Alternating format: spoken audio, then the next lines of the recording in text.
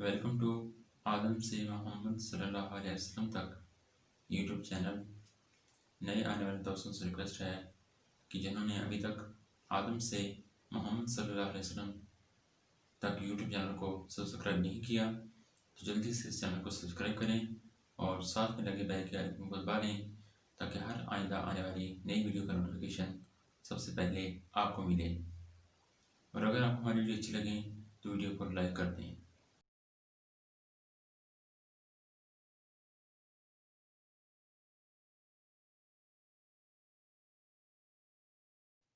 अस्सलाम वालेकुम नाज़रीन, आदम से मोहम्मद सल्लल्लाहु अलैहि वसल्लम तक यूट्यूब चैनल के अंदर आप सबको खुशामदीद कहते हैं। आज हमारा जो अनवान है हज़रत इब्राहीम अलैहिस्सलाम।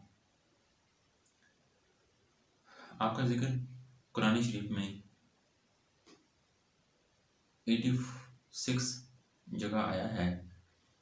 हज़रत इब्राहीम अलैहिस्सलाम बहुत ही बड़े बुजुर्ग नबी गुजरे हैं।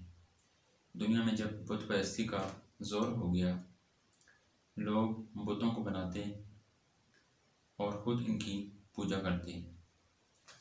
हज़रत इब्राहीम अलैहिस्सलाम के वालिद भी बुत बनाते थे और बुतों को खुदा समझते थे। हज़रत इब्राहीम अलैहिस्सलाम अभी बच्चे ही थे। वो देखते थे कि मेरे वालिद और दूसरे लोग खुद ही मिट्टी और लकड़ी से बुतों को बनाते हैं और फिर उनको खुदा समझने लगते हैं। वो हैरान हुए कि किस कदर बेवकूफ़ हैं ये सब लोग कि इनकी बेजान मूर्तियों को खुदा समझ रहे हैं। हज़रत इब्राहीम अलैहिस्सलाम का बुतों को तोड़ना। हज़रत इब्राहीम अलैहिस्सलाम इन लोगों से कहते कि तुम लोग क्यों इन बुतों को पूजते हो? ये तुम्हें ना नफ़ा दे सकते हैं ना नुकसान। मगर वो जवाब देते कि जो हमारे बाप दादा करते हैं वही हम कर रहे हैं। एक रोज़ इन लोगों का शहर से बाहर कोई बड़ा मेला हुआ। ये सब लोग इस मेले में शरीक होने शहर से चले गए। हज़रत इब्राहीम अलैहिस्सलाम इस मेले में ना गए। इनके पीछे हज़रत इब्राहीम अलैहिस्सलाम मक्का के बड़े बुतखाने में गए और वहाँ के सब बुतों को तोड़ डाला सिवाय एक सबसे बड़े बुत की। और कुल्हाड़ी जिससे बुतों को तोड़ा था वो इस बड़े बुत के कांधे पर रख दी, जिससे ये मालूम होता था कि ये सब इसी ने तोड़े हैं। लोग जब वापस आए और उन्होंने बुत की ये दुर्गत देखी कि किसी का सर नहीं है तो किसी का पैर नहीं है, तो बहुत गुस्सा हुए कि ये हरकत किसने की है। सबने शुबा हज़रत इब्राहीम अलैहिस्सलाम पर किया कि वही बुतों को बुरा कहते थे और मेले में भी नहीं गए थे। आकर उनको बुलाकर पूछा कि ये बुत किसने तोड़े हैं। हज़रत इब्राहीम अलैहिस्सलाम ने जवाब दिया कि मुझसे पूछने के बजाय अपने खुदाओं से क्यों नहीं पूछते जिनकी तुम इबादत करते हो कि इनको किसने तोड़ा है, वो खुद बता देंगे। इन लोगों ने जवाब दिया कि आपको मालूम है कि ये बोल नहीं सकते। हज़रत इब्राहीम अलैहिस्सलाम ने कहा कि फिर तुम ऐसे बेकार खुदाओं की पूजा करते हो। हज़रत इब्राहीम अलैहिस्सलाम ने कहा कि देखो, कुल्हाड़ी बड़े बुत के कांधे पर रखी है, ये काम इसी का मालूम होता है। इससे पूछो। ये लोग बहुत नाराज़ हुए और इनके बाप आदत से शिकायत की कि तुम्हारा बेटा ऐसी हरकत कर रहा है, इसको समझा लो वरना अच्छा ना होगा। हज़रत इब्राहीम अलैहिस्सलाम ने अपने बाप को भी समझाया और बुत परस्ती से मना किया और अर्ज़ किया कि ए बाप, मैं डरता हूँ कि तुम पर खुदा का कोई अजाब नाज़िल ना हो। इस पर इनके बाप बहुत सख्त नाराज़ हुए और कहा कि आइंदा तूने मुझसे कोई ऐसी बात कही तो मैं तुझे संसार कर दूंगा। और कहा कि मेरे पास से हमेशा के लिए चला जा। आपने बाप को सलाम किया और कहा कि मैं चल जाता हूँ, लेकिन तुम्हारे लिए मगफिरत की दुआ करता रहूँगा। हज़रत इब्राहीम अलैहिस्सलाम और आग। फिर क्या हुआ, वहाँ के बादशाह नमरूद को, जो बहुत जालिम और बुत परस्त था, इन सब बातों का पता चला कि आज़र का बेटा इब्राहीम लोगों को बुतों की पूजा से मना करता है और एक खुदा की दावत देता है। तो उसने इनको अपने दरबार में बुलाया और आपसे झगड़ने लगा। हज़रत इब्राहीम अलैहिस्सलाम ने फरमाया कि मेरा खुदा तो वही है जो मारता भी है और जलाता भी है। नमरूद ने कहा कि मैं भी मार सकता हूँ और जला सकता हूँ। चनाचा उसने एक कैदी को सज़ाए मौत का हुक्म हो चुका आज़ाद कर दिया और एक बेगुनाह को पकड़कर कत्ल करा दिया और कहा कि आप बताओ कि मेरे और तुम्हारे खुदा के दरमियान क्या फ़र्क है। हज़रत इब्राहीम अलैहिस्सलाम ने कहा कि मेरा रब हर रोज़ सूरज मशरिक़ से निकालता है, तो उसे मगरिब से निकाल दो। इस पर नमरूद लाजवाब हो गया और हुक्म दिया कि इब्राहीम अलैहिस्सलाम को ज़िंदा जला दिया जाए। चनाचा बहुत सी लकड़ियाँ इकट्ठी की गईं और इनमें आग लगाई गई। जब आग बहुत भड़क उठी और इसके शोले आसमान की खबर लाने लगे, तो हज़रत इब्राहीम अलैहिस्सलाम को इसमें फेंक दिया गया, मगर वो आग खुदा के हुक्म से ठंडी हो गई और आपको आग से कोई तकलीफ़ नहीं पहुंची। इस तरह जो लोग अल्लाह ताला के हुक्म कहने पर चलते हैं, अल्लाह पाक उनको हर तकलीफ़ से बचा लेते हैं और इनके लिए आसानियाँ ही आसानियाँ हो जाती हैं। और जो लोग अल्लाह ताला का कहना नहीं मानते, इनके लिए इस दुनिया में मुश्किल ही मुश्किल होती है, पर मरने के बाद तो हमेशा जहन्नम में रहेंगे। हज़रत इब्राहीम अलैहिस्सलाम और ज़मज़म। हज़रत इब्राहीम अलैहिस्सलाम अल्लाह के हुक्म से हज़रत हाजरा और अपने बच्चे हज़रत इस्माइल अलैहिस्सलाम को, जो अभी पैदा हुए थे, ऐसी जगह छोड़ आए जहाँ दूर दूर तक आबादी न थी और न पानी था, ना कोई दरख्त था। हज़रत हाजरा ने हज़रत इस्माइल अलैहिस्सलाम को एक पत्थर के साए में लुटाया और ख़ुद पानी की तलाश में इधर उधर दौड़ी, लेकिन पानी न मिला। खुदा की कुदरत से जहाँ हज़रत इस्माइल अलैहिस्सलाम एड़ियाँ रगड़ रहे थे, वहाँ पानी का चश्मा फूट निकला, जो आज तक ज़मज़म के नाम से मशहूर है। और हज़रत हाजरा अलैहिस्सलाम जहाँ दौड़ी थी, उसे सफ़ा मरवा कहते हैं, जहाँ जाकर हाजी इस तरह दौड़ते हैं। हज़रत इब्राहीम अलैहिस्सलाम और कुर्बानी। हज़रत इस्माइल अलैहिस्सलाम कुछ बड़े हुए तो हज़रत इब्राहीम अलैहिस्सलाम को अल्लाह की तरफ से ये हुक्म हुआ कि अपने बेटे इस्माइल को मेरी राह में कुर्बान कर दो। चनाचा आपने हज़रत इस्माइल अलैहिस्सलाम को ये बात बताई। हज़रत इस्माइल अलैहिस्सलाम ने कहा, अब्बा जान, अल्लाह ताला आपको जो हुक्म दे रहा है उसको ज़रूर पूरा कीजिए, आप इंशाअल्लाह मुझे साबित कदम पाएंगे। चनाचा हज़रत इब्राहीम अलैहिस्सलाम अपने बेटे हज़रत इस्माइल अलैहिस्सलाम को ज़िबा करने के लिए लेकर चले और जंगल में ले जाकर उनको उल्टा लिटाया और अपनी आँखों पर पट्टी बांध दी कि कहीं बेटे की मोहब्बत अल्लाह के हुक्म को पूरा करने से न रोके, और गले पर छुरी चला दी। इसी वक्त आवाज़ आई कि ए इब्राहीम, तूने हमारे हुक्म को सच्चा कर दिखाया। और जब हज़रत इब्राहीम अलैहिस्सलाम ने आँखों से पट्टी खोली तो हज़रत इस्माइल अलैहिस्सलाम की बजाय एक दुम्बा ज़िबा किया हुआ पड़ा था। इसी वक्त वाक़या की याद में मुसलमान हर साल कुर्बानियाँ करते हैं। हज़रत इब्राहीम अलैहिस्सलाम और हज़रत इस्माइल अलैहिस्सलाम की ज़िंदगी से हमको बहुत से सबक मिलते हैं। हज़रत इब्राहीम अलैहिस्सलाम ने हमको सिखाया कि अल्लाह की रज़ा के लिए माँ बाप को छोड़ा जा सकता है, अपने मुल्क और बरादरी को खैर बात कहा जा सकता है। अपने बच्चे और बीवी को जंगल में बेसरो सामान छोड़कर इनसे भी पीठ फेरी जा सकती है।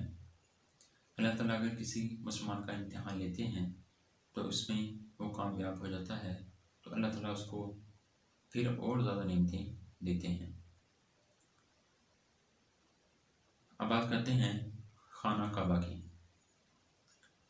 जब हज़रत इस्माईल अलैहिस्सलाम जवान हुए तो हज़रत इब्राहीम अलैहिस्सलाम और इस्माईल अलैहिस्सलाम ने मिलकर खाना काबा को दोबारा तमीर करना शुरू किया। और जब हज़रत इब्राहीम अलैहिस्सलाम ने अल्लाह ताला से दुआ की कि ए मेरे रब, इस शहर को लोगों के लिए अमन की जगह बना दे, मुझे और मेरी औलाद को बुतों की वजह से बचाए रख। ए हमारे रब, मैंने अपनी औलाद को मैदान में जहाँ खेती नहीं थी होती तेरी इज्जत वाले घर की खातिर आबाद किया है, ताकि ए मेरे रब ये नमाज पढ़ें तो लोगों के दिलों को ऐसा कर दे कि इनकी तरफ झुके रहें और इनको मेवे दे ताकि तेरा शुक्र अदा करें।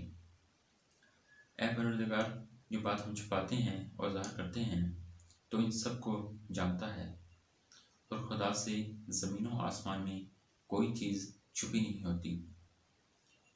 और मेरे रब, तू मुझको तौफीक दे कि मैं तेरी नमाज़ पढ़ता रहूं और मेरी औलाद भी नमाज़ पढ़ती रहे। ऐ मेरे रब, मेरी दुआ कबूल फरमा। ऐ मेरे रब, हिसाब व किताब यानी क़यामत के दिन मुझको और मेरे माँ बाप को और मोमिनों को बख्श दे। ये वही खाना काबा है जहाँ सारी दुनिया से लाखों मुसलमान हर साल हज करने आते हैं और जिसकी तरफ मुँह करके हम सब मुसलमान पाँचों वक्त की नमाज अदा करते हैं। हज़रत लूत अलैहिस्सलाम। हज़रत इब्राहीम अलैहिस्सलाम के ज़माने में एक दूसरी बस्ती में अल्लाह पाक ने हज़रत लूत अलैहिस्सलाम को अपना पैगम्बर बनाकर भेजा। हज़रत लूत अलैहिस्सलाम की कौम के लोग बड़ी बेशर्मी का काम किया करते थे, चोरी, डाका जनी वगैरह। हज़रत लूत अलैहिस्सलाम ने बार बार समझाया कि तुम ऐसी बेशर्मी के काम क्यों करते हो जो तुमसे पहले दुनिया में किसी ने नहीं किए, कि तुम औरतों को छोड़कर लड़कों से बेशर्मी की बात करते हो। इनकी कौम वालों को और कोई जवाब नहीं आया तो कहने लगे, लूत और इसके घर वालों को अपने गांव से निकाल दो, ये बहुत पाक बनते हैं। हज़रत लूत अलैहिस्सलाम ने फिर समझाया कि देखो, जो कुछ मैं कहता हूँ तुम्हारी ही भलाई के लिए कहता हूँ। मैं तुमसे ये नहीं कहता कि मैं नसीहत के बदले तुमसे कोई उजरत मांगूँ, मुझे इसका बदला अल्लाह ताला देंगे। हज़रत लूत अलैहिस्सलाम की नसीहत करने पर कोई असर नहीं हुआ। कहने लगे कि जिस अजाब से तू हमें डराता है, अगर तू सच्चा है तो इस अजाब को हम पर लाद दे। फिर क्या हुआ, आखिरकार खुदा का गज़ब जोश में आ गया। अल्लाह ताला ने फरिश्तों को खूबसूरत लड़कों की शक्ल में हज़रत लूत अलैहिस्सलाम के मकान पर भेजा। हज़रत लूत अलैहिस्सलाम ने जब लड़कों को देखा तो बहुत गमगीन हुए कि ये लड़के मेरे पास मेहमान आए हैं और मेरी कौम के लोग इनको परेशान करेंगे। कहने लगे, आज का दिन मेरी मुश्किल का दिन है। हज़रत लूत अलैहिस्सलाम की कौम के लोगों ने खूबसूरत लड़कों को इनके घर पर देखा तो दौड़ते हुए आए, क्योंकि ये लोग पहले ही इससे बुरे काम करते थे। हज़रत लूत अलैहिस्सलाम ने इनसे कहा कि ए मेरी कौम, खुदा से डरो और मेरे मेहमानों के बारे में मेरी इज्जत खराब ना करो। तुम मेरी लड़कियों से शादी कर लो। क्या तुम में कोई भी भला मांस नहीं? वो बोले कि तुमको मालूम है कि तुम्हारी बेटियों की हमको ज़रूरत नहीं, जो कुछ हम चाहते हैं वो तुमको मालूम है। हज़रत लूत अलैहिस्सलाम ने कहा, काश मुझ में तुम्हारे मुकाबले की ताकत होती, या मैं किसी मजबूत किला में होता। फरिश्ते जो खूबसूरत लड़कों की शक्ल में आए थे, उन्होंने हज़रत लूत अलैहिस्सलाम को इतना गमगीन देखा तो कहा, ए लूत अलैहिस्सलाम, हम तुम्हारे रब की तरफ से भेजे हुए फरिश्ते हैं। ये लोग आप तक हरगिज़ नहीं पहुंच सकते। आप रात के अंधेरे में अपने घर वालों को लेकर इस बस्ती से चल दें और कोई शख्स पीछे मुड़कर ना देखे, मगर अपनी बीवी को छोड़ देना, क्योंकि वो काफिरा है और जो आफत इस बस्ती पर आने वाली है वो इस पर भी पड़ेगी। इस बस्ती पर सुबह के करीब अल्लाह का अज़ाब होगा। हज़रत लूत अलैहिस्सलाम खुदा के हुक्म के मुताबिक अपनी बीवी को छोड़कर बकी अपने घर वालों को लेकर रात को इस बस्ती से चल निकले। सुबह के करीब अल्लाह का अज़ाब आया और इस बस्ती पर पत्थर और कंकरों की बारिश शुरू हुई। फिर इस बस्ती को उठाकर उल्टा पटक दिया और इसे नीचे ऊपर कर दिया, और वह बस्ती जिसके लोग लड़कों से बेशर्मी की बातें करते थे और हज़रत लूत के मना करने से नहीं मानते थे, सब फना हो गए।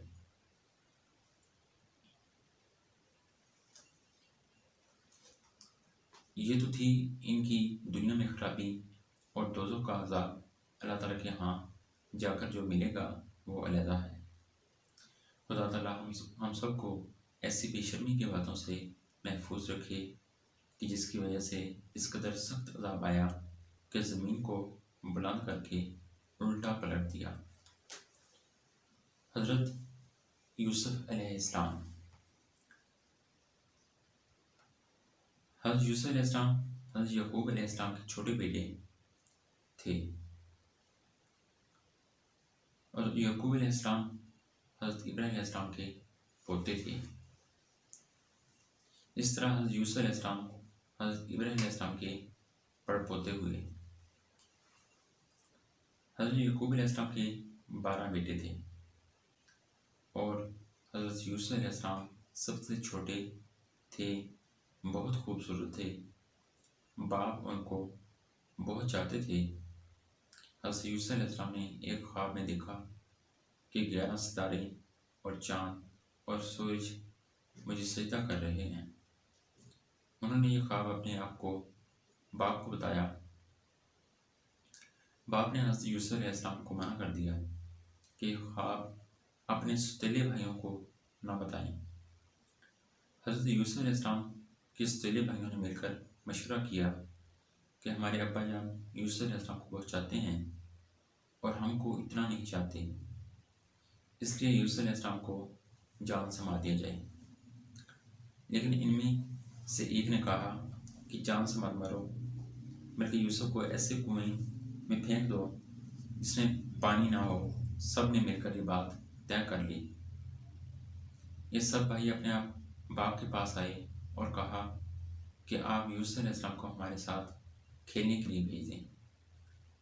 इनके बाप हज़रत याकूब अलैहिस्सलाम ने कहा, मुझे डर है कि कहीं तुम खेल में लग जाओ और कोई भेड़िया या जंगल में इसको खा जाए। भाइयों ने कहा कि हम एक ताकतवर जमात हैं, ऐसा कैसे हो सकता है। आखिर बाप ने हज़रत यूसुफ अलैहिस्सलाम को भाइयों के साथ भेज दिया। भाइयों ने इनको साथ ले जाकर एक अंधेरे कुएं में फेंक दिया और रात को रोते हुए घर वापस आए और कहा कि अब्बा जान, हम आपस में दौड़ लगा रहे थे और यूसुफ हमारे सामान के पास बैठा था। एक भेड़िया आया और उसको खा गया। सबूत के लिए एक कुर्ता खून लगाकर बाप को दिखाया। बूढ़े बाप क्या करते, सब्र किया, खामोश हो गए, लेकिन बेटे की जुदाई में रोते रहे। जिस कुएं में हज़रत यूसुफ अलैहिस्सलाम को फेंका था, इसके करीब ही एक काफिला आया और उन्होंने पानी निकालने के लिए डोल कुएं में डाला। देखा कि एक खूबसूरत लड़का कुएं में है, इनको बाहर निकाल लिया। जब काफिला मिस्र पहुंचा तो वहां पर मिस्र के बादशाह ने इन काफिले वालों को थोड़ी कीमत देकर यूसुफ अलैहिस्सलाम को खरीद लिया और अपनी बीवी ज़ुलेखा से कहा कि इसको पालो, हो सकता है कि इसको हम अपना बेटा बना लें। हज़रत यूसुफ अलैहिस्सलाम जो जवान हो गए और इनकी खूबसूरती, जहत और अक्लमंदी और बढ़ गई। जुलेखा मिस्र की अजीज़ मिस्र की बीवी इन पर फरिश्ता हो गई और इनको इनके नफ्स की जान से जानब से फसलाने लगी। एक रोज़ इसने कमरे के सारे दरवाजे बंद कर दिए। हज़रत यूसुफ अलैहिस्सलाम ने यह हालत देखी तो खुदा से पनाह मांगी और दरवाजे की तरफ भाग निकले। जुलेखा ने पीछे से आपकी कमीज़ पकड़ ली जिससे कमीज़ फट गई।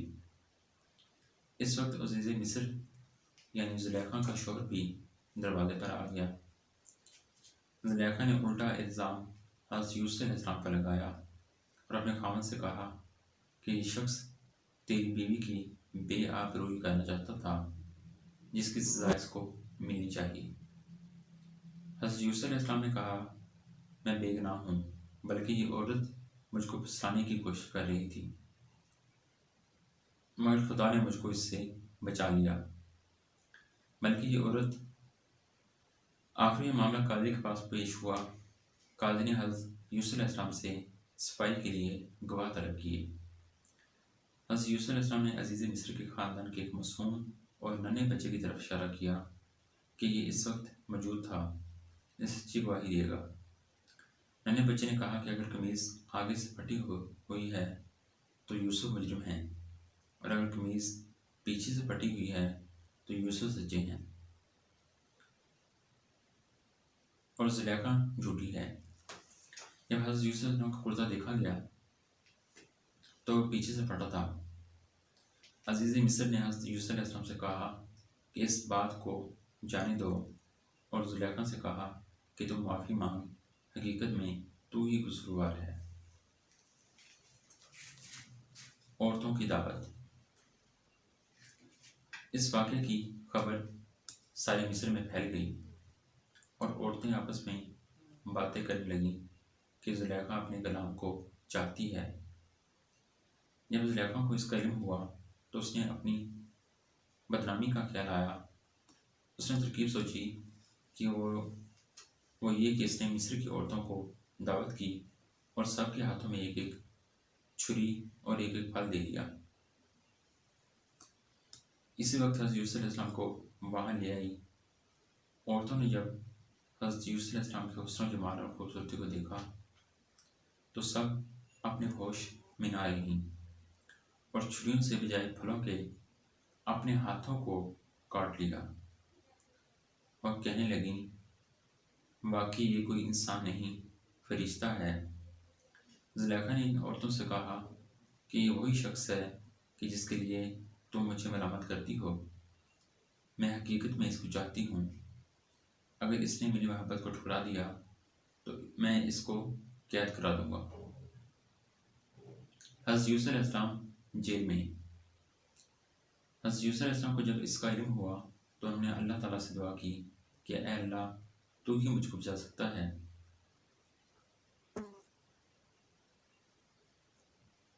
अगर मैं इन औरतों की फरेब में आ गया तो मैं जालों में से हो जाऊंगा। ये इससे बेहतर है कि मुझे कैद खाना में डाल दिया जाए।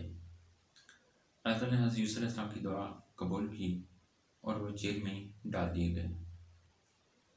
हज़रत यूसुफ अलैहिस्सलाम से पहले जेल में दो कैदी और भी थे, एक शाही बावर्ची और दूसरा बादशाह को शराब पिलाने वाला साकी।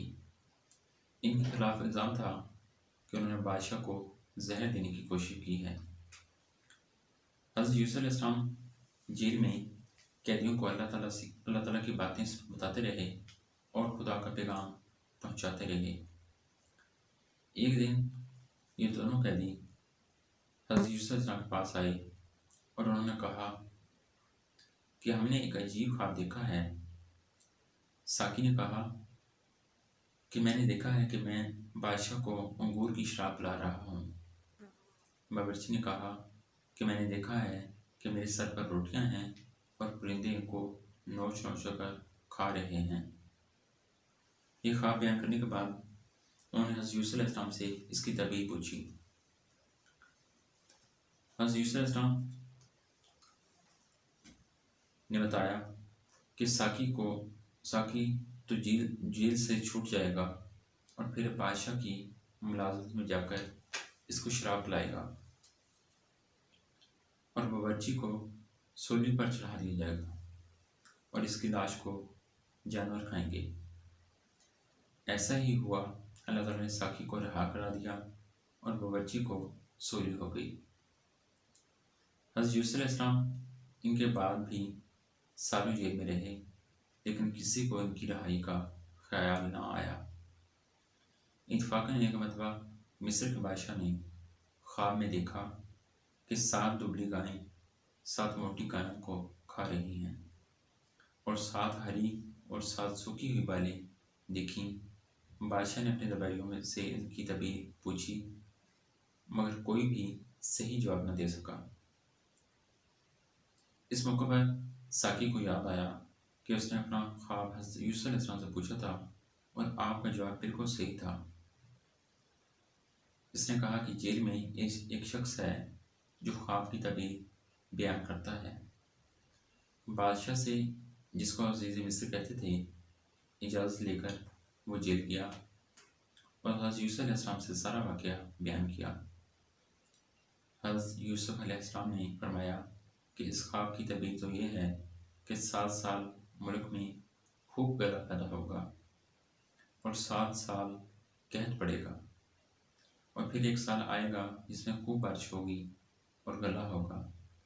जब उस शख्स ने बादशाह को जाकर ये खबर सुनाई तो उसने कहा हज़रत यूसुफ अलैहिस्सलाम को बुलाया जाए। जब वो दोबारा हज़रत यूसुफ अलैहिस्सलाम के पास गया और कहा, बादशाह का पैगाम सुनाया, तो आपने फरमाया, इन औरतों का क्या हाल है जिन्होंने अपने हाथ काट लिए थे। बेशक मेरा रब इनके मकर और फ़रेब से वाकिफ़ है। बादशाह ने औरतों को बुलाकर पूछा तो उन्होंने कहा कि हमने हज़रत यूसुफ अलैहिस्सलाम की में कोई बुराई नहीं देखी। ये देखकर ज़ुलेखा भी बोली कि अब जबकि हक़ ज़ाहिर हो गया है, सच बात यह है कि मैंने ही हज़रत यूसुफ अलैहिस्सलाम को बरगलाया था और वह बिल्कुल सच्चा है। हज़रत यूसुफ अलैहिस्सलाम बादशाह बन गए। हज़रत यूसुफ अलैहिस्सलाम जब जेल से रिहा हो गए तो बादशाह ने हुक्म दिया कि यूसुफ को इज़्ज़त के साथ बुलाया जाए। मैं शाही खिदमत इनके सुपुर्द कर दूंगा। हज़रत यूसुफ अलैहिस्सलाम आए और बादशाह से बातचीत की। हज़रत यूसुफ ने कहा कि मुझको शाही खजाने का वज़ीर मुकर्रर किया जाए, मैं इसकी बेहतर हिफाजत करूँगा। बादशाह ने मंजूर कर लिया और इन्हें शाही खजाने का वज़ीर मुकर्रर कर दिया। आखिरकार वो कहत का ज़माना आ गया जिसका बादशाह ने ख्वाब देखा था और इसका असर इस जगह भी पहुँचा जहाँ यूसुफ अलैहिस्सलाम के वालिद और भाई भी रहते थे। चनाचा हज़रत याकूब अलैहिस्सलाम ने अपने बेटों को गल्ला लाने के लिए मिस्र में हज़रत यूसुफ के पास भेजा। जब हज़रत यूसुफ के भाई आए तो हज़रत यूसुफ ने इनको पहचान लिया और भाई हज़रत यूसुफ अलैहिस्सलाम को नहीं पहचान सके। हज़रत यूसुफ अलैहिस्सलाम ने इनको गला दिया और कहा कि अगली दफ़ा आओ तो अपने दूसरे भाई को भी साथ लेकर आना, वरना मैं तुमको गला नहीं दूंगा। और अपने मुलाजमीन से कह दिया कि जो कीमत इन्होंने गला की दी है वो भी चुपके से इनके सामान में रख दो ताकि वो फिर मिस्र आएं। जब ये लोग अपने शहर को नाम पहुँचे तो अपने बाप हज़रत याकूब अलैहिस्सलाम से कहा कि अब्बाजान, आपके हमारे साथ भाई को भेजिए, वरना हमको गला नहीं मिलेगा और हम इसकी खूब हिफाजत करेंगे। जब उन्होंने अपना असबाब खुला और इसमें सारी रकम देखकर बहुत खुश हुए, फिर बाप से कहा कि देखिए, शाही मिस्र ने हमारी रकम भी वापस कर दी। आप हमारे साथ भाई को ज़रूर भेज दें, हम खूब हिफाजत करेंगे और हमको सामान भी ज़्यादा मिलेगा। हज़रत याकूब अलैहिस्सलाम ने कहा कि जब तक तुम अल्लाह का अहद मुझको ना दो तो इसकी हिफाजत करोगे और इसको सबके साथ रखोगे, इस वक्त तक मैं इसको तुम्हारे साथ नहीं भेजूंगा। आखिरकार सब भाइयों ने अहद किया। हज़रत याकूब अलैहिस्सलाम ने इनको नसीहत की कि तुम सब एक दरवाज़ा से दाखिल मत होना। आखिर जब ये सब अलग-अलग दरवाज़ों से दाखिल हुए तो हज़रत यूसुफ अलैहिस्सलाम ने अपने सगे भाई बिन्यामीन को बताया कि मैं तुम्हारा सगा भाई हूँ और तुमको अपने पास रखूँगा। आखिर जब इन सब का सामान तैयार हो गया तो हज़रत यूसुफ अलैहिस्सलाम ने अपना एक बर्तन अपने सगे भाई के सामान में चुपके से रख दिया और ऐलान हुआ कि शाही कटोरा गुम हो गया। जिसने लिया हो वो दे दे और उसको एक ऊँट गला इनाम दिया जाएगा। सब भाइयों ने इनकार किया। बादशाह के आदमी ने कहा कि जिसके सामान से निकले उसको रोक रखें, इसकी यही सज़ा है। हमारे मुल्क का भी यही कानून है। फिर तमाम भाइयों की तलाशी ली गई। आखिर बिन्यामीन के सामान में वो कटोरा निकला। इस तरह हज़रत यूसुफ अलैहिस्सलाम ने अपने भाई बिन्यामीन को अपने पास रोक लिया। भाइयों ने देखा तो कहने लगे, इसका भाई भी चोर था। हज़रत यूसुफ अलैहिस्सलाम ने सब कुछ सुना और खामोश रहे। अब सब भाइयों ने मिलकर हज़रत यूसुफ अलैहिस्सलाम से दरख्वास्त की कि इसका बाप बहुत बूढ़ा है, इस पर रहम खाकर इसे छोड़ दीजिए और इसकी जगह हम में से किसी को पकड़ लीजिए। हज़रत यूसुफ अलैहिस्सलाम ने फरमाया, अल्लाह की पनाह, जो चोर को छोड़कर बेगुनाह को पकड़ूं। जब ये लोग बिल्कुल मायूस हो गए तो सब ने मिलकर मशवरा किया कि अब क्या करना चाहिए। तो सबसे बड़े ने कहा कि तुमने अल्लाह की कसम खाकर अपने बाप को यकीन दिलाया था कि इसको ज़रूर वापस लाऊंगा, तो फिर यूसुफ के साथ हमने जो हरकतें की वो तुमसे छुपी नहीं, इसलिए मेरी तो हिम्मत नहीं कि बाप को मुँह दिखाऊं या खुद हाजिर होने की इजाज़त दें या अल्लाह कोई दूसरी सूरत पैदा कर दें तो और बात है। तुम लोग जाओ और जो कुछ हुआ है ठीक ठाक अपने बाप से बयान कर दो।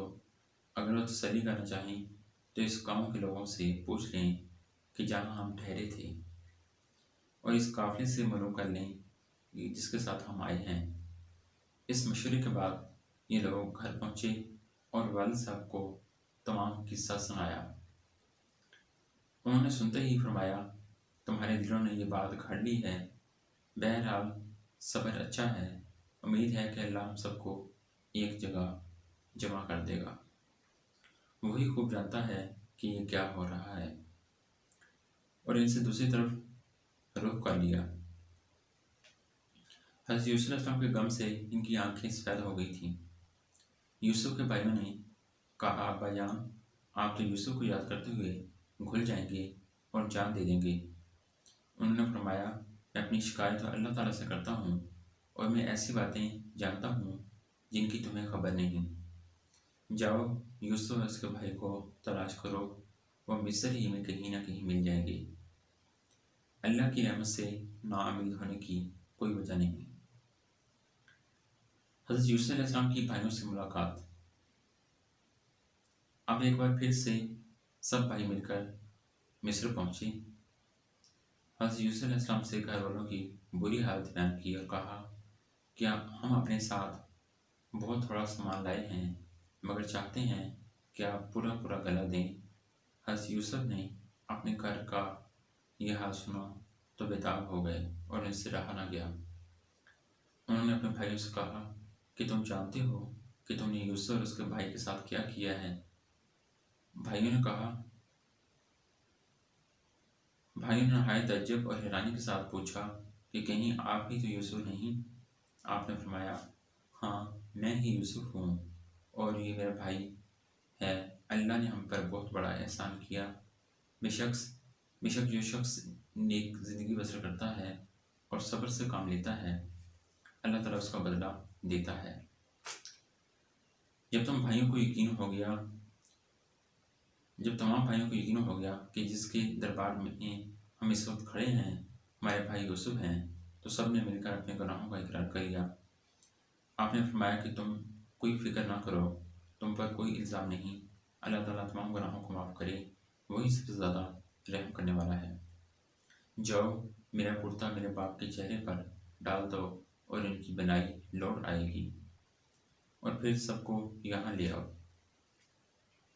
इधर काफिला मिस्र से रवाना हुआ और उधर हज़रत याकूब अलैहिस्सलाम ने अपने घर वालों को ये खुशखबरी दी कि मुझे यूसुफ अलैहिस्सलाम की बू आ रही है। उन्होंने सुना तो कहा कि तुम्हारे सर पर एक ही खुतब सवार है। आखिर काफिला आ गया।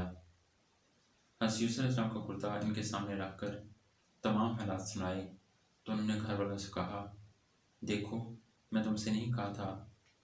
आखिर सब बेटों ने मिलकर आपसे गुनाहों की माफ़ी मांगी और मिस्र को चल दिए।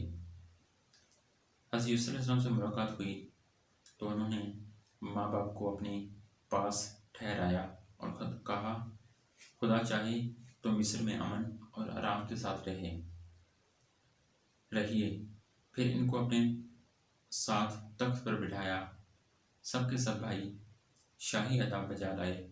आपने फरमाया, ये मेरी ख्वाब की ताबीर है, अल्लाह ने इसको सच कर दिखाया। अल्लाह ने मुझ पर बड़ा एहसान किया कि मुझे कैद से छुड़ाया, और शैतान ने जो फसाद मेरे और मेरे भाइयों के दरमियान डाल दिया था, आप सबको देहातों बियाबान से यहाँ ले आया। बेशक मेरा रब खैर की हिकमत जानता है। ऐ मेरे परवरदिगार, तूने मुझे हुकूमत दी, बातों का मतलब समझा दिया। ऐ ज़मीनों आसमान के पैदा करने वाले खुदा, तू ही दुनिया और आखिरत में मेरा काम बनाने वाला है। मुझे मुसलमान ही मारना और नेक बंदों के साथ मिला देना। गर्ज एक अरसा तक हज़रत यूसुफ अलैहिस्सलाम के बताए हुए कानून के मुताबिक मिस्र में हुकूमत करते रहे, लोगों को अल्लाह की तरफ बुलाते रहे, बुराइयों से रोकते रहे, भलाइयों को खिलाते रहे। मुल्क मिस्र को अच्छाइयों से भर दिया और बिलाकर अल्लाह के पास चले गए, यानी आपकी वफ़ात हो गई और आप मिस्र में दफन हैं। देखिए हज़रत यूसुफ अलैहिस्सलाम को भाइयों की वजह से कैसी कैसी तकलीफ़ें उठानी पड़ी। अंधेरे कुएं में रहे, गुलाम बने, जेल खाना में रहे, लेकिन जब ये सब अल्लाह की आज़माइशें पूरी हो गई तो अल्लाह पाक ने इनका मिस्र का बादशाह बना दिया। तो सब भाइयों से कोई बदला नहीं लिया, बल्कि अल्लाह ताला से इनकी गुनाहों की माफ़ी के लिए दुआ की और खुद भी माफ़ कर दिया। बच्चों, भाइयों के साथ यही करना चाहिए। कुरान शरीफ में एक दूसरी जगह है, इसका मतलब ये है कि अगर तुम्हारे साथ कोई ज़्यादती करे और तुम उसको बदले, इसके साथ नेकी और भलाई करो, तो वो तुम्हारा दुश्मन तुम्हारा हकीकी दोस्त बन जाएगा। अल्लाह ताला हम सबको ऐसी ही तौफीक दे, आमीन। नाज़रीन करम, अब हम रीडर करने जा रहे हैं हज़रत शुएब अलैहिस्सलाम की हिस्ट्री। आपका जिक्र भी कुरान शरीफ में बार बार आया है ताकि लोग आपकी सच्ची बातों से सबक सीखते रहें। पुराने ज़माने में मदीन नामी एक बड़ा पुररौनक शहर था। वहाँ के लोग खूब मालदार थे। तजारत और सौदागरी इनके पेशा था, मगर वो लोग बुतों की पूजा करते थे। सौदा बेचते वक्त काम तोला करते थे और इस तरह काम नापा करते थे। अल्लाह ताला ने हज़रत शुएब अलैहिस्सलाम को इनके पास नबी बनाकर भेजा। हज़रत शुएब अलैहिस्सलाम ने बड़ी नरमी, आजिज़ी और प्यार से इन लोगों से कहना शुरू किया, ऐ लोगों, तुम सिर्फ एक अल्लाह की बात करो, नाप तोल पूरा दिया करो, लोगों को इनकी चीज़ें कम तोल कर ना दिया करो, ज़मीन में फसाद ना फैलाओ, और तुम सड़कों पर इस गर्ज से मत बैठो कि अल्लाह ताला पर ईमान लाने वालों को धमकियाँ दो और अल्लाह की राह से रोको और इसमें कजी की तलाश में लगे रहो, तो तुम कितने थोड़े थे, अल्लाह ने तुम पर मेहरबानी की और तुमको औलाद दी और तुम बहुत हो गए।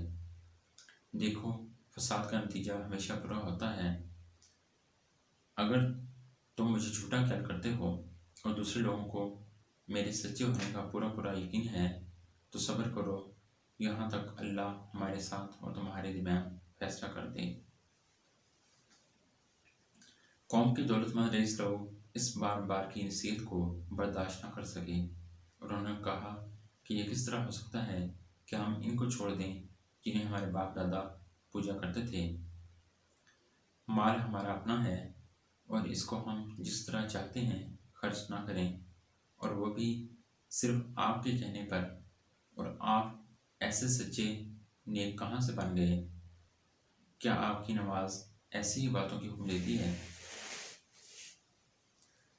आप झूठे हैं, आप पर किसने जादू कर दिया है? अगर सच्चे हो तो आसमान से हम पर पत्थर बरसाओ। और इनकी कौम के लोगों ने कहा, ऐ शुएब, इस बात का यकीन कर लो कि हम तुम्हें भी इस बस्ती से निकाल देंगे और इन लोगों को भी जो तुम पर ईमान लाए, वरना हमारे दीन में वापस आ जाओ।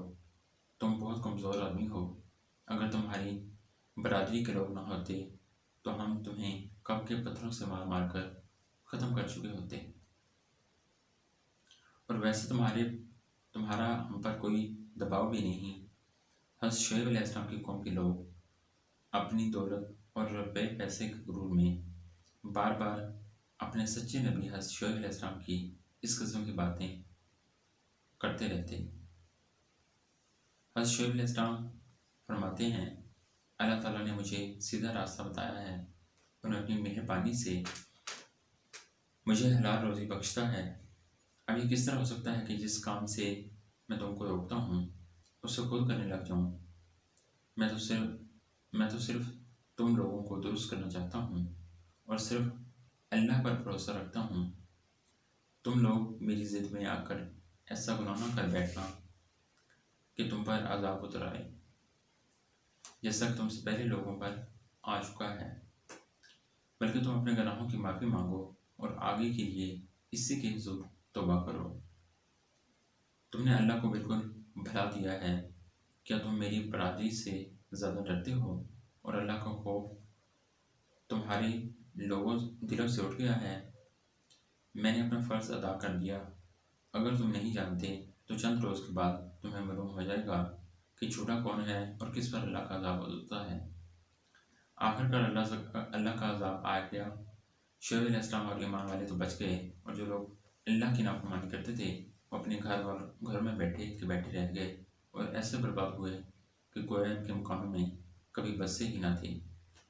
बस अल्लाह ताला के साथ दूसरों की इबादत करना, अल्लाह ताला को भूल जाना और गैरों को याद करना, रसूल पाक सल्लल्लाहु अलैहि वसल्लम की बातें न मानना, दिल की ख्वाहिशात को पूरा करना, कम बोलना, कम नौकना, कम तोलना, अमन अमान के बाद ज़मीन पर फसाद मचाना, रुपया का गुरूर, दौलत का घमंड करना अल्लाह को बेहद नापसंद है। जो लोग ऐसा करते हैं और तौबा नहीं करते, सही राह इख्तियार नहीं करते, आखिरकार एक दिन ज़रूर सज़ा पाएंगे और नुकसान उठाएंगे।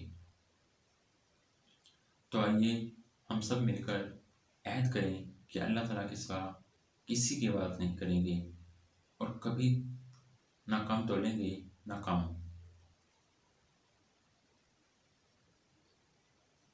गुरूर ना करेंगे और किसी का माल बेईमानी से ना खाएंगे। और अगर हमने ऐसा किया तो हमारा हश्र भी हज़रत शुएब अलैहिस्सलाम की कौम जैसा हो जाएगा। अल्लाह हमको महफूज रखे, आमीन। हज़रत मूसा अलैहिस्सलाम अल्लाह के बहुत बड़े रसूल गुजरे हैं। आप पर तौरात शरीफ नाज़िल हुई। इनकी कौम, जिन्हें इस वक्त यहूदी कहा जाता है, इन्हें बनी इसराइल की हिदायत और निजात का काम आपके सुपुर्द हुआ। कुरान पाक में आपका जिक्र बार बार आता है, इसलिए इस किस्से को खोल कर बयान करना चाहिए। हज़रत इब्राहीम अलैहिस्सलाम का किस्सा तो आप पहले सुन चुके हैं। हज़रत इब्राहीम अलैहिस्सलाम के दो बेटे मशहूर हैं, हज़रत इस्माईल अलैहिस्सलाम और हज़रत इसहाक अलैहिस्सलाम। हज़रत इस्माईल अलैहिस्सलाम मक्का मुकर्रमा में ठहरे, जहाँ हज़रत इब्राहीम अलैहिस्सलाम इनकी वालिदा के साथ छोड़ आए थे, जहाँ इनकी औलाद खूब फूली फली। इन्हीं में हमारे रसूल पाक जनाब मोहम्मद रसूलुल्लाह सल्लल्लाहु अलैहि वसल्लम पैदा हुए। इनके बेटे हज़रत याकूब अलैहिस्सलाम, जिनका दूसरा नाम इसराइल यानी अल्लाह का बंदा था, इनकी औलाद बनु इसराइल कहलाई। ये लोग हज़रत यूसुफ अलैहिस्सलाम की वजह से मिस्र में आबाद हो गए थे, जहाँ का वाक़या पहले तहरीर कर दिया गया है, जहाँ मिस्रियों की 400 साल तक गुलाम बने रहे। मिस्र पर इस ज़माने में कुतियों की हुकूमत थी। इनका बादशाह फ़िरऔन कहलाता था। ये बनु इसराइल पर तरह तरह के जुल्म करता था। अल्लाह ताला ने रहम फरमाया और बनु इसराइल की हिदायत और आज़ादी के लिए हज़रत मूसा अलैहिस्सलाम को पैदा किया। मिस्र के बादशाह फ़िरऔन को नजूमी ने बताया कि बनी इसराइल में बहुत जल्द एक लड़का पैदा होने वाला है जो तेरी हुकूमत को तबाह करके अपनी कौम को आज़ाद कर लेगा। इस खबर से वो परेशान हो गया और उसने हुक्म दिया कि इस कौम में जो भी लड़का पैदा हो उसे ज़िबा कर दिया जाए, मगर लड़कियां जिंदा रहने दी जाएं। जिस साल हज़रत मूसा अलैहिस्सलाम पैदा हुए, इनकी वालिदा को इस बात का हर वक्त खटका लगा रहता था कि कोई दाया बादशाह को इस बात की खबर ना दे, मगर अल्लाह ने इनको तसल्ली दी कि तुम फिक्र ना करो। जब भेद खुल जाने का खतरा ज़्यादा हो गया तो उन्होंने अल्लाह की हुक्म से इन्हें एक संदूक में बंद करके दरिया में डाल दिया। दरिया की दूसरी तरफ फ़िरऔन के घर वाले थे। उन्होंने संदूक को जो बहते हुए देखा तो उठाकर घर ले गए। इन्हें खबर न थी कि आगे चलकर यही लड़का इनके रंज का सबब होगा। फ़िरऔन की बीवी ने कहा, इसे कत्ल ना करो, ये हम सबकी आंखों की ठंडक है, हमारे काम आएगा और इसे अपना बेटा बना लेंगे। अब इसके दूध पिलाने की फिक्र हुई तो किसी और उसका दूध नहीं पीते थे। इनकी बहन जो इस संदूक के पीछे लगी हुई थी, ये सब कुछ देख रही थी। उन्होंने कहा कि मैं एक अना का पता देती हूँ जो इसको पाल लेगी और इसे अच्छी तरह देखभाल कर लेगी। तो उन्होंने हज़रत मूसा अलैहिस्सलाम की माँ का पता बताया। इस तरह हज़रत मूसा अलैहिस्सलाम को अपनी कौम की दुश्मन फ़िरऔन के घर में परवरिश करते रहे, जहाँ तक कि जवान हो गए। एक रोज़ का किस्सा है कि वो सुबह सवेरे शहर आए। इस वक्त सबके सब आराम से सो रहे थे। उन्होंने अपनी कौम के एक आदमी को देखा जिसे कुत्बी मार रहा था, क्योंकि वो इससे बेगार में काम लेना चाहता था और वो इनकार कर रहा था। हज़रत मूसा अलैहिस्सलाम से अपनी कौम की जिल्लत बर्दाश्त ना हो सकी और इसकी मदद के लिए मजबूर हो गए। उन्होंने इसके घोंसा मारा कि इसकी जान निकल गई। इसका बनना था कि हुकूमत में खुलबली मच गई। बनी इसराइल के एक शख्स ने हमारी कौम के आदमी को मार डाला। चुनांचे हुक्म दिया गया कि कत्ल करने वाले को मार दिया जाए, मगर हज़रत मूसा अलैहिस्सलाम को वक्त पर खबर मिल गई और वह मदीन की तरफ चले गए, जो हज़रत शुएब अलैहिस्सलाम का शहर था। हज़रत मूसा अलैहिस्सलाम का निकाह और पैगम्बरी। मदीन के करीब पहुँचे तो देखा कुएं के पास बहुत से लोग जमा हैं जो अपने अपने जानवरों को पानी पिला रहे हैं, मगर दो लड़कियां अपने जानवरों को एक तरफ लेकर खड़ी हैं। हज़रत मूसा अलैहिस्सलाम ने इनसे पूछा कि तुम क्यों खड़ी हो? उन्होंने कहा, हमारा बाप बूढ़ा है, हम इस इंतज़ार में खड़े हैं कि ये लोग अपने जानवरों को पानी पिला लें तो बचा हुआ पानी अपने जानवरों को दें। ये सुना तो उन्होंने पानी खींचा और इनकी जानवरों को पानी पिला दिया। एक दरख्त के नीचे जाकर बैठ गए, क्योंकि शहर में किसी से जान पहचान न थी। वो दोनों लड़कियां हज़रत शुएब अलैहिस्सलाम की साहबजादियां थीं, जिनका किस्सा आप पहले सुन चुके हैं। उन्होंने घर जाकर अपने वालिद से तमाम किस्सा बयान किया और इनके फरमाने पर अपने घर ले गईं। जब उन्होंने अपनी मुसीबत का किस्सा सुनाया तो हज़रत शुएब अलैहिस्सलाम ने फरमाया, अब डरने की ज़रूरत नहीं, अल्लाह ने आपको ज़ालिम कौम से बचा लिया है। हज़रत शुएब अलैहिस्सलाम ने इनसे कहा कि तुम 8 साल तक मेरे पास काम करो और 2 साल और ठहर जाओ तो तुम्हें इख्तियार है, मगर इसका हक नहीं रखूँगा। 8 साल गुजर जाने पर तुम्हें अपने पास रहने पर मजबूर ना करूँगा। मैं अपनी तरफ से ये वादा करता हूँ कि अपनी एक लड़की का निकाह तुमसे कर दूँगा। हज़रत मूसा अलैहिस्सलाम ने कहा कि मुझे मंजूर है, 8-10 साल इस में से जो मुद्दत चाहूँ पूरा करूँ, मुझ पर ज़ोर ज़्यादती नहीं होनी चाहिए और अल्लाह ताला इन बातों पर गवाह है। चनाचे वो बराबर काम करते रहे और जब मुद्दत पूरी हो गई तो हज़रत शुएब अलैहिस्सलाम ने अपनी लड़की का निकाह इनसे कर दिया।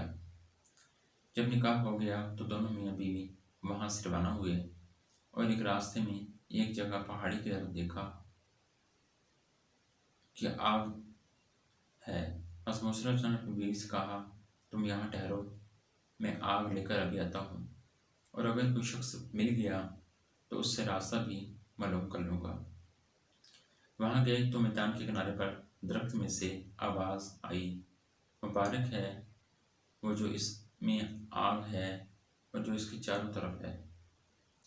तुम तवा के मैदान में हो, अपने जूते उतार दो, मैं बड़ी दनाई वाला अल्लाह हूँ, तमाम जहान का तुम्हारे पालने वाला हूँ।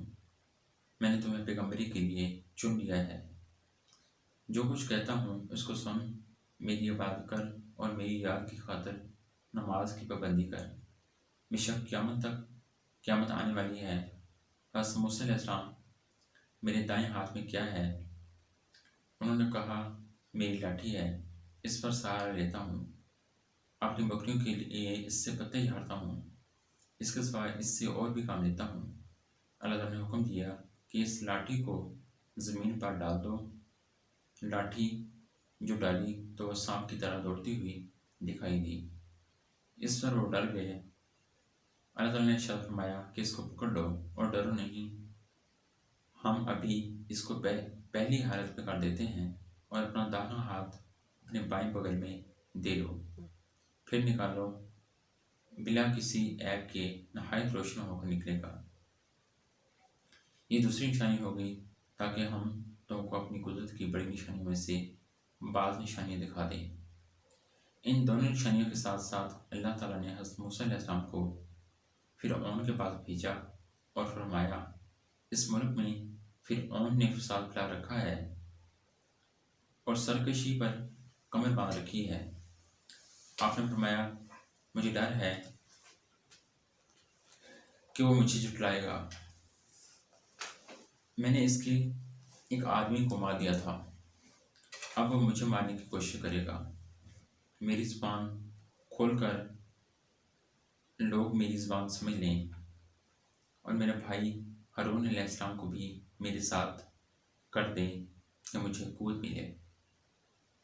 हज़रत मूसा अलैहिस्सलाम की दुआ कबूल हो गई और दोनों भाइयों ने मिस्र में जाकर फ़िरऔन से कहा, अल्लाह ताला ने हमें तेरे पास भेजा है कि तू बनी इसराइल को नाश्ता और इन्हें हमारे साथ रवाना कर दे। हम तेरे पास तेरे रब की निशानियाँ लाए हैं और ये भी यकीन कर ले कि सलामती इस शख्स के लिए है जो सीधी राह पर है, और जो शख्स झुठलाएगा और सरकशी करेगा उस पर अल्लाह का अज़ाब आएगा। फ़िरऔन के पास अल्लाह का एक पैगाम पहुँचा दिया गया, मगर उसे अपनी हुकूमत, फ़ौज और ख़ज़ानों पर घमंड था, इसलिए वो बराबर इनसे बहस करता रहा और जब हर बात का इसको ठीक ठाक जवाब देता रहा तो उसने मूसा से कहा कि तुम बच्चे थे, तुम हमारे घर में आए, हमने तुम्हें साले साल तक अच्छी तरह पाला। हज़रत मूसा अलैहिस्सलाम ने जवाब दिया कि तू एहसान जतला रहा है, परवरिश का वो ये नेमत है जिसका तू मुझ पर एहसान रखता है। तूने बनी इसराइल को सख्त ज़िल्लत में डाल रखा था, और जब तुमने मेरे कत्ल का इरादा किया तो मैं मदीन चला गया। फिर अल्लाह ने मुझे दनाई दी और अब रसूल बनाकर तेरी तरफ भेजा। फिर ने कहा कि तुमने वो हरकत यानी पुबती को कत्ल किया था और तुम बड़े नासिपास हो। हज़रत मूसा ने जवाब दिया कि वाकई इस वक्त वो हरकत कर बैठा था और मुझसे गलती हो गई थी। फिरौन इस बात को सुनकर लाजवाब हो गया और बात बदल कर पूछने लगा, तुम्हारा रब कौन है? आपने फरमाया, जिसने आसमान और ज़मीन को पैदा किया, जो न सिर्फ तुम्हारा बल्कि तुम्हारे बाप दादा का पालने वाला है। फिरौन ने दबाइयों से कहा कि यह तो कोई दीवाना है जो बहकी बहकी बातें कर रहा है। आखिरकार जब वो हर तरह से तंग हो गया तो उसने तमाम मुल्क में ढिंढोरा पिटवाया, बड़े बड़े जादूगरों को बुलवाया, चारों तरफ हर कार दौड़ा दिए और ईद के दिन सब के सब मैदान में जमा हुए। अब एक फिरौन था, इसके शाही दरबार, फौजें और इसकी कौम, और दूसरी तरफ गरीब और बेकस हज़रत मूसा अलैहिस्सलाम और हारून अलैहिस्सलाम थे। अल्लाह ताला के सिवा और मदद देने वाला न था। जादूगरों ने नज़रबंदी की करके अपनी रस्सियाँ और लाठियाँ डाल दी और देखने वालों को ऐसा मालूम हुआ कि सब दौड़ रही हैं। हज़रत मूसा अलैहिस्सलाम पहले तो डर गए, मगर अल्लाह ताला ने कहा कि तू न डर, तेरी ही फतह होगी। तेरे दाहिने हाथ में जो लाठी है इसे डाल दे कि वो इन सब को निगल जाएगी। जो कुछ उन्होंने बना लिया है ये सिर्फ जादू है। जहाँ अल्लाह को हुक्म आ जाए वहाँ जादू काम नहीं कर सकता। अब जो उन्होंने अपनी लाठी डाल दी तो वो अज़दा बनकर सबको निकल गई। जादूगर ने जो देखा तो वो सबके सामने सजदे में गिर पड़े और कहा कि हम मूसा अलैहिस्सलाम और हारून अलैहिस्सलाम के रब पर ईमान ले आए। फिर उन्होंने गुस्से में आकर कहा, तुमने इसको मान लिया है, अभी मैंने हुक्म नहीं दिया था, वही तुम्हारा बड़ा है जिसने तुमको जादू सिखाया है। तुम सब ने मिलकर ये शरारत की है। तुम सब का हाथ और पाँव काट डालूंगा और फिर सबको सूली पर चढ़ा दूंगा। मगर इन जादूगरों पर धमकी का कुछ असर न हुआ। उन्होंने कहा, हमें कुछ परवाह नहीं, हमें अपने रब के पास जाना है, तो बस इसी ज़िंदगी तक चल सकता है। जो कुछ तुझे करना है कर ले, हमारे पालने वाले हम तुझ पर ईमान ले आए हैं। जब हम पर मुसीबतें आईं तो हमें सब्र देना और दुनिया से मुसलमान ही उठाना। फिर उन्होंने इन जादूगरों को जो मुसलमान हो गए थे सूली पर चढ़ा दिया और उनके हाथ पैर कटवा दिए। इतनी तकलीफ़ों के होते हुए भी वो ईमान पर कायम रहे। इस वाक़े के बाद भी फिर उनकी कौम अल्लाह ताला पर ईमान नहीं लाई और अपने गुरूर पर रही। अल्लाह ताला बहुत बड़ा मेहरबान है। वो बार बार अपने बंदों को सीधी राह दिखाता है। इसके बाद अल्लाह पाक फिर और इसकी कौम को डराने के लिए तरह तरह के अज़ाब भेजता रहा। कभी लोगों को नसीहत के लिए कहर डाल दिया और पैदावार की कमी कर दी, मगर जब कभी इन पर कोई और ज़्यादा समझाने के लिए इन पर वबा, टिड्डियाँ, जुएँ, मेंढक और खून की निशानियाँ भेजी। मगर जब कभी इन पर कोई अज़ाब आता तो हज़रत मूसा अलैहिस्सलाम से कहते कि आप हमारे लिए दुआ करें, अगर अज़ाब टल गया तो हम ज़रूर मुसलमान हो जाएंगे। मगर इनकी हालत ये थी कि इधर अज़ाब टला और उधर वो अपने इकरार से फिर गए। जब इनकी हाथ हो गई तो अल्लाह के हुक्म से हज़रत मूसा अलैहिस्सलाम अपनी तमाम कौम को लेकर वहाँ से रातों रात निकल खड़े हुए। फिरौन ने भी शरारत और जुल्म से इनका पीछा किया और सुबह होते ही इनको समुद्र के करीब जा लिया। मूसा अलैहिस्सलाम के साथी चिल्लाए कि हम पकड़े गए। आपने फरमाया, हरगिज़ नहीं, मेरे साथ मेरा रब है, वो मुझे रास्ता बता देगा। अल्लाह की नियमतें। गर्ज अल्लाह ताला ने बनी इसराइल की सही सालम समंदर के पार उतार दिया, मगर जब फिरौन और उसके लश्करों ने जुल्म और शरारत के लिए इनका पीछा किया तो देखते ही देखते सब गर्क हो गए। और यूं अल्लाह ने इनको बागों, चश्मों और आलीशान महलों से निकाला, और फिर इन जालिमों पर ना आसमान रोया ना ज़मीन, और बनी इसराइल को इन चीज़ों का मालिक बना दिया, इसलिए कि वह सब्र करते थे। मनोसलवा की नीमतें। समुंदर से पार होकर ये लोग मिस्र के रेगिस्तानों में सफ़र कर रहे थे। अल्लाह ताला ने इन्हें धूप की तकलीफ से बचाने के लिए इन पर बराबर का साया कर दिया, और इनके खाने के लिए पानी का एक चश्मा मुकर्रर कर दिया, मगर ज़्यादातर देर तक वो इन चीज़ों पर सब्र ना कर सके और गेहूँ और साग, किकड़ियाँ, लहसुन, मसूर और प्याज की ख्वाहिश की। हज़रत मूसा अलैहिस्सलाम ने मजबूरन इन्हें शहर जाने की इजाज़त दे दी। हज़रत मूसा अलैहिस्सलाम टूर पर गए कि अल्लाह ताला से दुआ हासिल करें। इनकी गैर हाजिरी में इनकी कौम ने सोने चांदी का एक बछड़ा बना लिया और इसे पूजना शुरू कर दिया। हज़रत हारून अलैहिस्सलाम ने इन्हें बहुत समझाया, मगर वो ना माने। आखिरकार तंग आकर वो चुप हो गए कि कहीं इनमें ज़्यादा इख्तिलाफ ना हो जाए। दूर से वापस आकर आप अलैहिस्सलाम ने इन लोगों को बताया कि तुमने बहुत बुरा किया। सब ने अपने गुनाहों का इकरार किया और आइंदा के लिए तौबा की। बनो इसराइल की सरकेशी। एक मरतबा बनो इसराइल में हज़रत मूसा अलैहिस्सलाम से कहा कि हम आपकी कोई बात ना मानेंगे जब तक हम अपनी आंखों से अल्लाह ताला को ना देख लें। इस काम के लिए उन्होंने अपनी कौम में से 70 आदमी चुन लिए और मुकर्ररा जगह पर पहुंच गए। यहाँ बिजली की कड़क ने इनको आ लिया और वे बेहोश होकर गिर पड़े। इसके बाद अल्लाह ने इनको जिंदा कर दिया कि फिर ऐसी बात ज़ुबान से ना निकालें। कौम की बुज़दिली और नाफरमानी।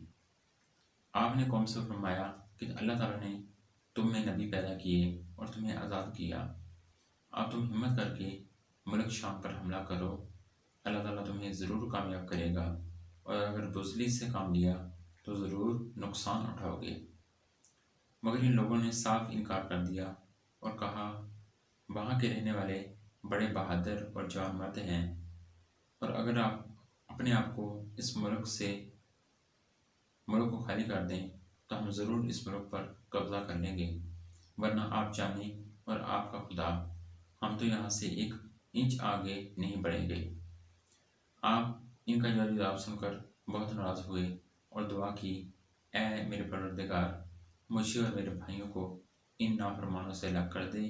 अल्लाह ताला की तरफ से इरशाद हुआ कि तुम इन बदबख्तों से रंज ना करो, हमने 40 साल तक इनका दाखिला मुल्क शाम में बंद कर दिया है, ये जंगल ही में भटकते फिरेंगे। नाज़रीन किराम, वक्त काफ़ी हुआ जाता है, हम अपनी बात को यहीं पर ख़त्म करते हैं। इंशाल्लाह इससे आगे हम अपनी अगली वीडियो में बात लेकर हाजिर होंगे। इससे पहले आपसे एक छोटी सी रिक्वेस्ट है कि अगर आपको हमारी वीडियो अच्छी लगे तो वीडियो को लाइक करें और हमारे इस चैनल आदम से मोहम्मद सल्लल्लाहु अलैहि वसल्लम तक यूट्यूब चैनल को सब्सक्राइब करें और हमारे वीडियो को दूसरों के साथ शेयर करें ताकि हमारी हौसला अफजाई हो। इसके साथ ही हम आपसे इजाज़त चाहते हैं। अपना ख्याल रखें। अल्लाह निगहबान।